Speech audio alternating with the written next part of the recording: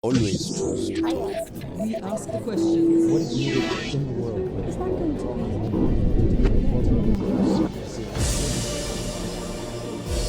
Brazil, the largest country in South America, home to the Amazon rainforest and one of the most famous carnivals in the world. It is now ruled by Jair Bolsonaro. He was elected after the worst political scandal in Brazil's history, known as Operation Car Wash, that saw dozens of businessmen and politicians arrested and accused of corruption. Among them, former President Luiz Inácio Lula da Silva.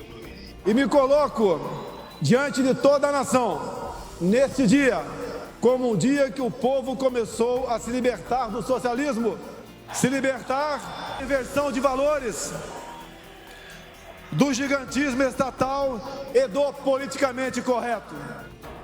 Even though he was a member of Congress for almost 30 years, Bolsonaro was seen as an outsider who promised to fight corruption and crime and help Brazil recover from a deep economic crisis.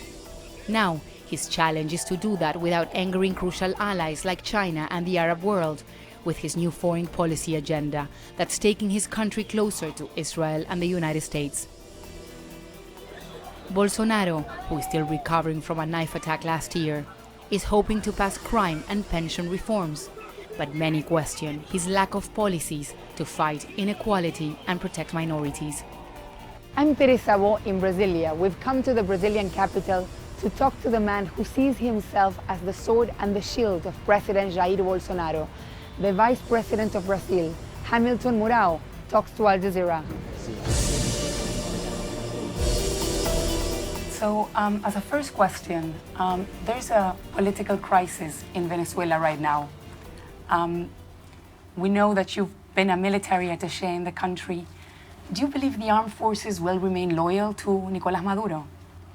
Well, what happened is that the army forces in Venezuela, they are part of this process that's happened there, okay? My vision is that they are trying to find a solution, okay? Because there's not only the armed force who have weapons in Venezuela, okay? There are the Bolivarian militia, we have drug gangs, so I think the armed force at this right moment, they are trying to find a solution, a peaceful solution, okay, so that the country can be back on its tracks again. But the leadership remains loyal. Why is that?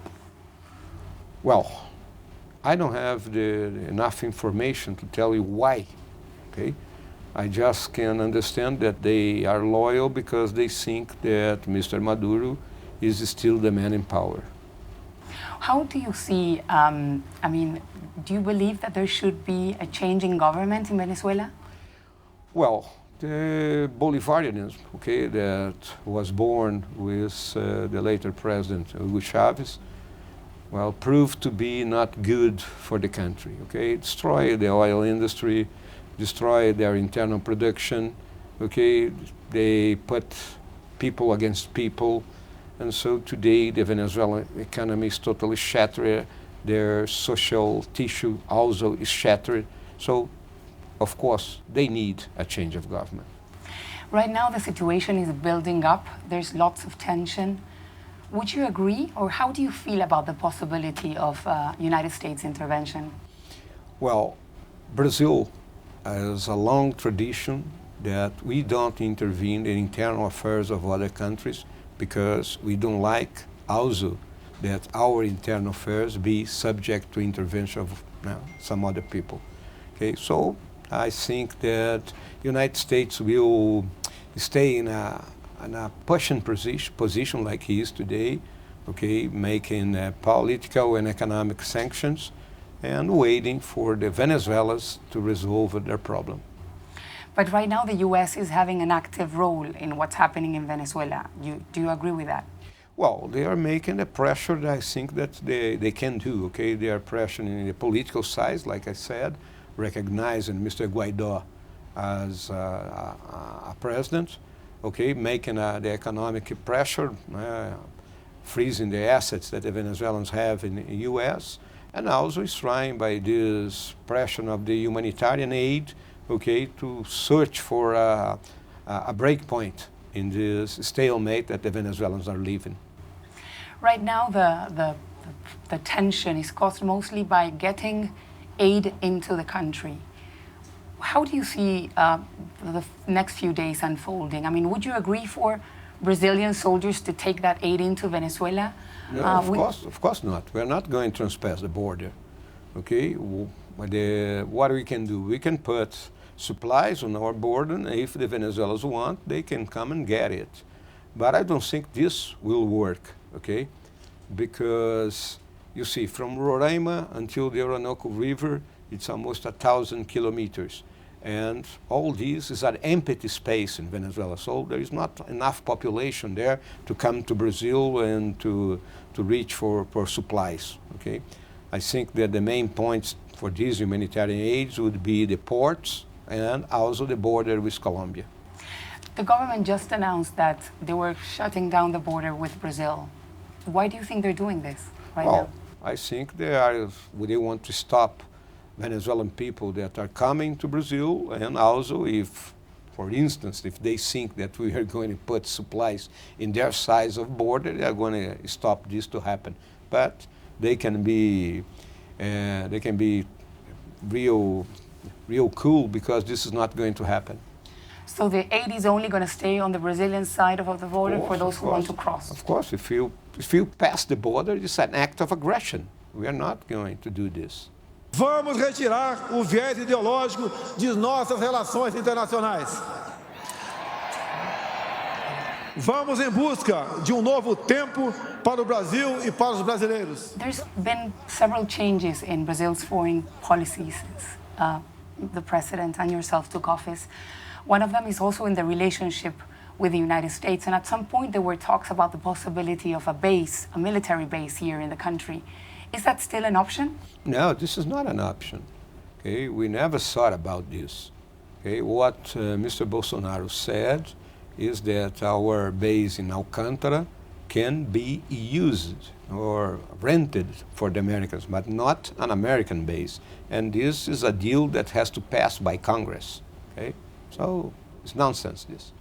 Another changing foreign policy is the relationship with Israel. There were also talks about moving the embassy to Jerusalem. Is this still the case, or? Well, what happened is the president wants to have a different kind of relation with Israel. And relations from state to state, they always search for mutual benefit. That's what you want. So this question of the changing of the embassy, in my opinion, it's a minor question. Okay, if the president will decide about this, it will be after an exhaustive study of the main problems that can happen with this. Because it could generate tensions with allies too, with Arab countries, among other things. This is one of the points, but there are some other points too. Which are? Well, we have some agreements now, and also the problem of the UN recognition of both countries, okay, the Palestinians and the Israelis. I think this is not a big issue today. As eleições deram voz a quem não era ouvido. E a voz das ruas e das urnas foi muito clara. E eu estou aqui para responder e, mais uma vez, me comprometer com esse desejo de mudança. Também é urgente acabar com a ideologia que defende bandidos e criminaliza policiais.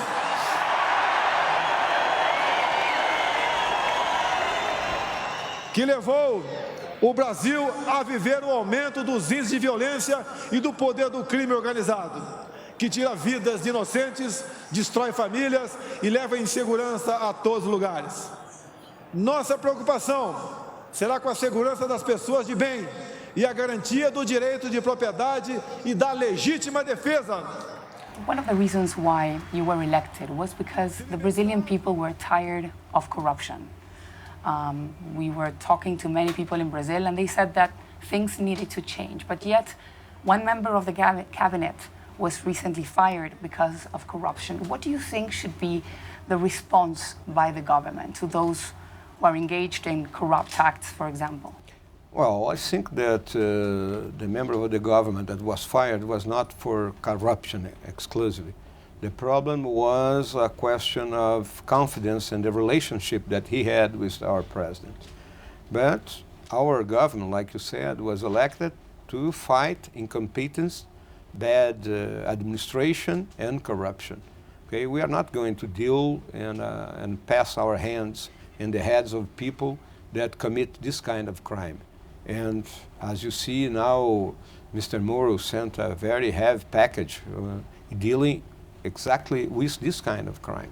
Okay? We are not going to accept this. You joined the military during the dictatorship. What's your opinion about those times in Brazil? They were very good times, okay? I used to say we didn't have a dictatorship. We had a period of military presidents, okay, people that came from the army. Okay, they had, during some years, an instrument that gave them a big authorization. Okay, we were in the middle of the Cold War. We had people here that wanted to install in Brazil another kind of dictatorship, let me say this. They believed in the Marxist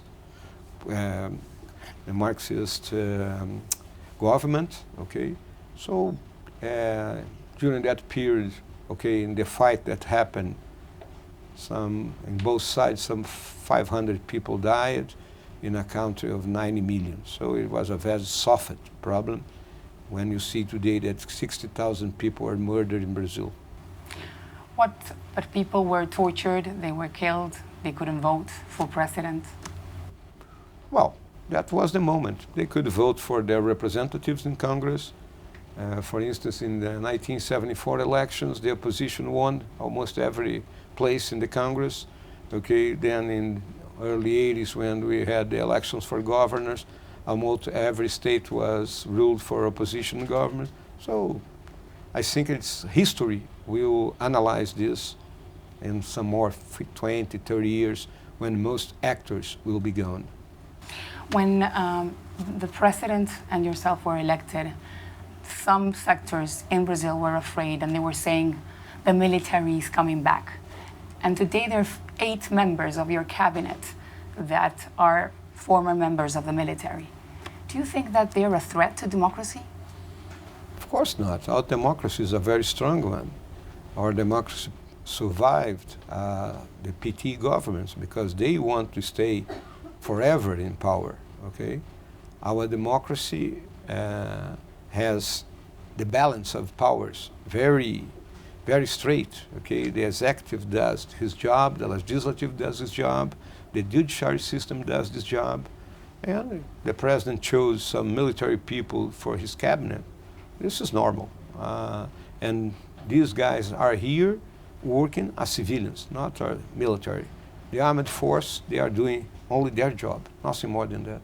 I don't see any threat for democracy here in Brazil. What about the rule of law? I mean, the president has said in the past that he would reward members of security forces that killed criminals. Do you agree with a policy such as this one? Well, what happened? We are dealing with a war in Brazil, a drug war. Okay, we have a lot of narco guerrillas here. Okay, the state is not doing its paper. The state was born, okay, so that people could have an umbrella for them. Okay, so that security would be okay in the streets, in the house. Okay, so we have to deal with this. Sometimes the president uses strong words for the fight that we're having. You see that every year more than 100, 200 policemen are killed here in Brazil. This thing does not happen in other countries of the world. So we have to work hard in this. It's not only with the repression, with the police work. We have to deal with our prisonal system, and we have to do with our law enforcement system, and we have to work with the social system too. The government is now proposing a pension reform to save $300 billion from the economy. What other things do you need to happen to jumpstart the Brazilian economy? Well, what happens is we have a deficient budget, okay, and our fiscal problem is very heavy. We have today some $40 billion, okay, of debt every year. We are paying a Marshall Plan every year of this debt, almost $100 billion a year, and this has put the country completely tired. The country stopped. Okay? So we have this pension system reform, we have to have a tax system reform, we have to solve our bureaucratic system. Okay? Things in Brazil are very regulated. We have to unregulate Brazil. I think once we can do this, the country will go to a moment of good progress.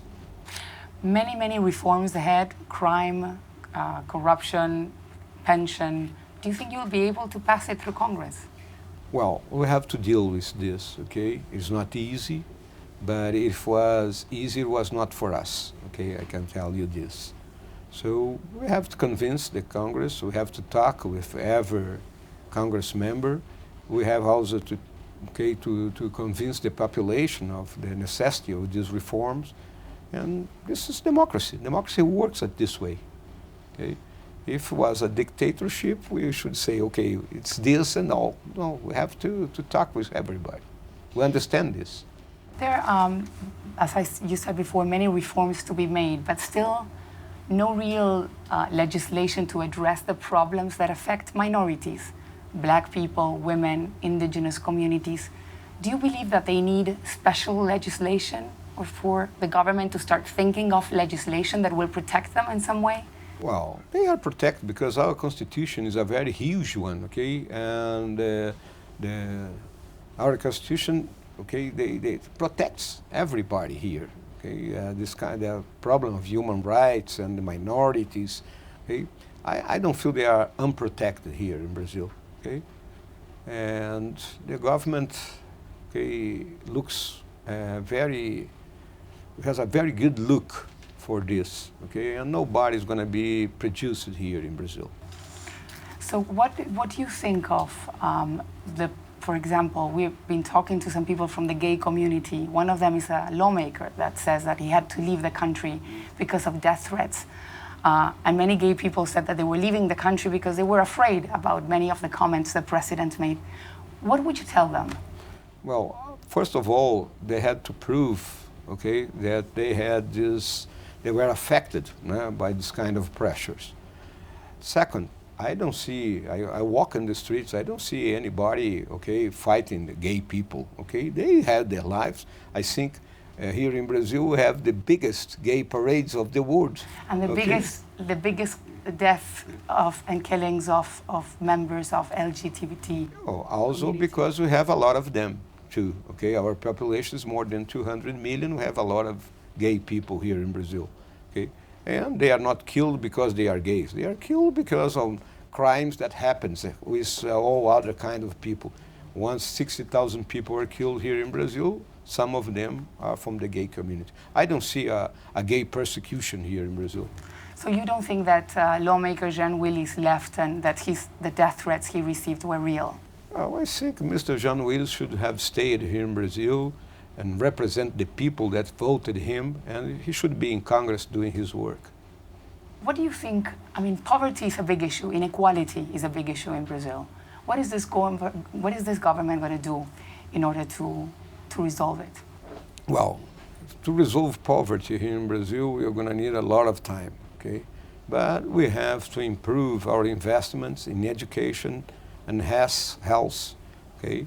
And social security system, okay? Because what we believe that to suppress poverty, we have to put everybody in the same point at the line of departure, okay? If people receive a good education, if they had access a good health, okay, they can get a good job, and so they can get progress to their lives. That's what we have to do. Of course, that some of them has to be assisted by the states.